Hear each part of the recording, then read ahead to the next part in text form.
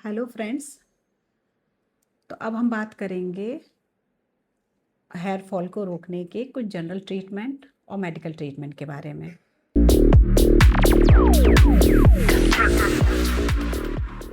General treatment हैं जो कि आप घर पर आसानी से यूज़ करके हेयर फॉल को रोक सकते हैं।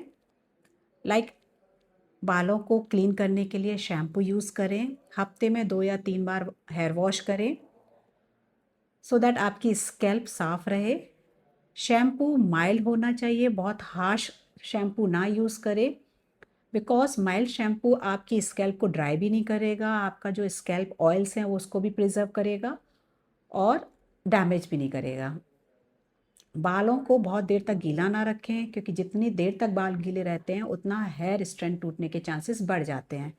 तो बालों को सॉफ्ट माइक्रोफाइबर टॉवल से सुखाएं, उन्हें एयर ड्राई करें नेचुरल तरीके से, ज़्यादा केमिकल ट्रीटमेंट ना करवाएं, बहुत ड्रायर हॉट ड्रायर ना यूज़ करें, सॉफ्ट माइक्रोफाइबर टॉवल यूज़ करें, नेचुरल एयर ड्राई करें सो दैट बाल सूख जाएं। बालों को बहुत तेज़ी से ना रगड़ें टॉवल से, ना बहुत तेज़ी से कोम करें या ब्रश करें।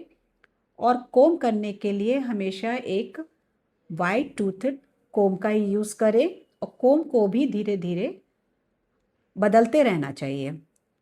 एक कोम को बहुत देर तक ना यूज़ करें बिकॉज उनके जो टीथ हैं उसमें कई बार एब्रेजन्स हो जाते हैं, छोटे छोटी कट्स पड़ जाते हैं, तो जब उनमें बाल फंसते हैं तो फिर वो बाल टूटते ही हैं। तो इसका ध्यान रखें। बालों को बहुत ज़्यादा धूप में ना रखें, थोड़ा सा एक्सपोजर से बचें, स्मोकिंग से बचें बिकॉज जैसा कि हम पहले भी बता चुके हैं, स्मोकिंग जो है वो और अदर ऑर्गन्स में और स्कैल्प में भी ब्लड फ्लो को कम कर देता है। ब्लड फ्लो कम होने की वजह से न्यूट्रिशन अच्छे से बालों की जड़ों को नहीं मिल पाता है, तो हेयर फॉल बढ़ जाता है। स्ट्रेस कम लें, स्लीप अच्छे से लें। कुछ स्ट्रेसफुल कंडीशंस होती हैं या कुछ हार्मोनल डिसऑर्डर्स हैं या कुछ और भी चीज़ें हैं तो आप उनके लिए डॉक्टर से कंसल्ट करें। डॉक्टर्स आपको कुछ लगाने के लोशंस भी दे सकते हैं, कुछ खाने की टैबलेट्स भी दे सकते हैं, आपको एक अच्छा सा शैम्पू या कंडीशनर प्रेस्क्राइब कर सकते हैं। बाल धुलने के बाद कंडीशनर ज़रूर लगाएं। कंडीशनर को बालों की जड़ों में ना लगाएं, बालों की लेंथ पे लगाएं। 2-3 मिनट के लिए लगे रहने दें, उसके बाद वॉश कर लें। अगर आपको डैंड्रफ है तो डैंड्रफ भी हेयर फॉल का कारण बन सकता है, तो आप एंटी डैंड्रफ शैम्पू यूज़ करिए।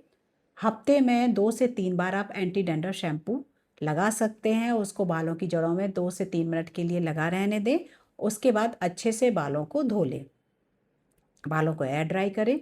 और इन सब के बावजूद भी, अच्छी डाइट लेने के बावजूद भी, प्रोटीन डाइट लेने के बावजूद भी अगर आपका हेयर फॉल हो रहा है तो डॉक्टर से कंसल्ट करें। वो आपको ओरली लगाने के लिए मिनॉक्सिडिल लोशन भी दे सकते हैं जो 2% से 5% के स्ट्रेंथ में लगाने के लिए बोल सकते हैं। आप सुबह शाम लगा सकते हैं। 3 to 6 मंथ तक लगाने के लिए प्रिस्क्राइब किया जाता है, उससे बालों को धीरे धीरे ग्रोथ होती है। मिनॉक्सिडिल अकेला भी यूज़ कर सकते हैं, मिनॉक्सिडिल के साथ फिनास्ट्राइड लोशन भी यूज़ कर सकते हैं, बट इनको डॉक्टर के कंसल्टेंसी के बिना ना लगाएं बिकॉज इन लोशन के लगाने के कई बार कुछ साइड इफ़ेक्ट्स भी होते हैं।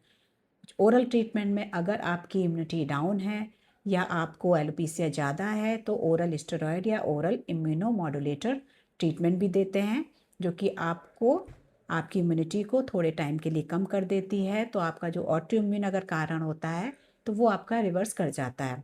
विटामिन डेफिशिएंसी होने पे आपको आयरन की टैबलेट्स या फॉलिक एसिड भी दे सकते हैं, बायोटिन टैबलेट्स होती हैं। प्रोटीन रिच डाइट का सेवन करें, बहुत ज़्यादा फ्राइड फूड से, स्पाइसी फूड से, बाहर के खाना खाने से बचें। हेल्दी डाइट लें, ग्रीन लीफी वेजिटेबल्स लें, धूप से अपने स्कैल्प को बचाएं। बहुत ज़्यादा क्लोरीन रिच वाटर में अगर आप स्विमिंग कर रहे हैं तो आप उसके बाद अच्छे से हेयर वॉश कर लें, अदरवाइज़ क्लोरीन भी आपके हेयर फॉल को बढ़ा सकती है। हेयर फॉल का कारण जेनेटिक्स है या हार्मोनल है, मेल पैटर्न हेयर लॉस है, फीमेल पैटर्न हेयर लॉस है, तो उसमें मिनॉक्सिडिल का लोशन अकेले भी या फिनास्ट्राइड के साथ भी मिलाकर दे सकते हैं। 2 to 5% के स्ट्रेंथ में देते हैं। दिन में एक बार भी लगा सकते हैं अगर 5% यूज़ कर रहे हैं या 10% यूज़ कर रहे हैं। अगर 2% यूज़ कर रहे हैं तो वो दिन में 2 बार भी लगा सकते हैं एक लिमिटेड अमाउंट में। इसको 3 to 6 मंथ या 1 साल तक भी यूज़ कर सकते हैं। अगर कोई साइड इफ़ेक्ट होता है तो आप डॉक्टर से कंसल्ट करें। अगर पेशेंट मिनॉक्सिडिल को टॉलरेट नहीं कर पा रहा है तो हम और भी फॉर्मुलेशंस यूज़ कर सकते हैं हेयर सीरम में, जो कि डॉक्टर्स आपको प्रिस्क्राइब करते हैं, जिसमें रिडेंसिल, प्रोकैपल, कैपेक्सिल, एनागेन ये सब होते हैं जो कि हेयर रीग्रोथ करते हैं। इनके अलावा कुछ ओरली ट्रीटमेंट भी दे सकते हैं, तो ओरल मिनॉक्सिडिल, ओरल फिनास्टराइड या ओरल ड्यूटेस्टराइड होते हैं, इनको यूज़ कर सकते हैं। बहुत ज़्यादा केमिकल ट्रीटमेंट से बचें। बहुत ज़्यादा तो केराटिन होते हैं, स्ट्रेटनिंग है या स्ट्रेटनर यूज़ कर रहे हैं, कर्लर्स यूज़ कर रहे हैं, बहुत हीटिंग इंस्ट्रूमेंट्स यूज़ करते हैं बालों पे, तो वो अल्टीमेटली आपका हेयर फॉल का कारण बन जाता है।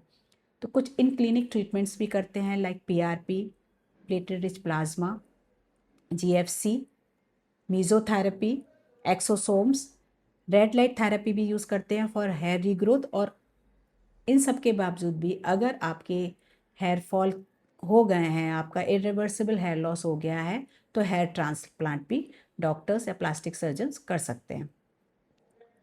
तो कोशिश करिए अपने हेयर फॉल को जानने का।